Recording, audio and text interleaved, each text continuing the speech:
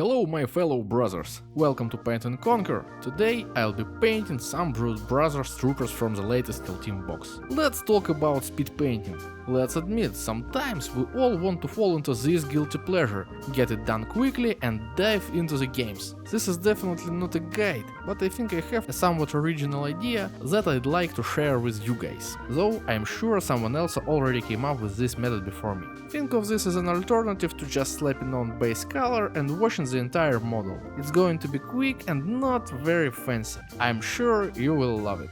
I'm starting with a black primer with a white zenithal. Then the most crucial step, paint the entire daemon model with a single express color. Contrast paint or speed paint, it doesn't matter, in some dark shade. In my case, it's literally black, though it also could be a brown. What did I achieve with this? It was blazing fast, and in fact I could leave any part of the model as is, but many areas are light enough to be easily covered over. If I were painting everything with different colors, I'd have to be significantly more careful to stay within the lines. Many people use a wash over contrast to add black or brown tones to the recesses, but I won't need that. I'm going to paint my guys like they're road workers. They'll have blue suits and orange vests or armor, and also orange helmets and caps. Let's start with the metal. The recipe is entirely unoriginal. I'll just do a light dry brush with a makeup brush. I start with the metallics, so I can fix any spots where the metal goes where it shouldn't later. For hard to reach areas, I'll just use an old brush with minimal paint to get a sort of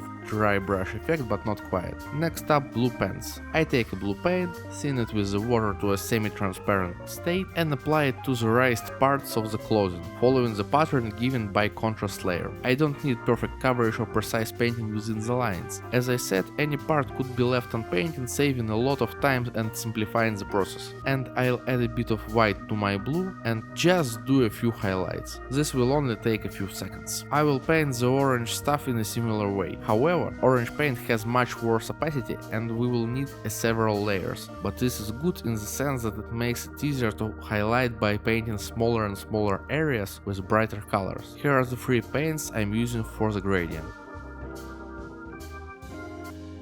And it turns out something like this. And I use two shades of brown for the belt. And for the backpack. I've lost my Bugman's glow, so I'll mix something similar, and yes, I'll use a wash. Skin can be perfected forever, but I'll just restore the original tone a bit and not need too much time to spend on. This no-lifer comrade also colored the glasses, but forgot to mention it. Time for some fluorescent paint propaganda. Painting plasma guns is my favorite activity. This time it will be yellow. Base color, darkening the coils, fill the recesses with the white ink, slap on the fluorescent paint, and don't use your brain. For the bases, I'll do some sort of asphalt and road markings. Paint the asphalt black, dry brush, paint road markings, add some pigment for dirt, consider it's done.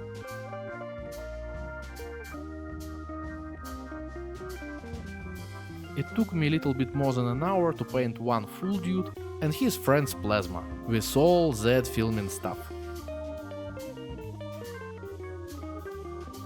Like, subscribe, I would appreciate it.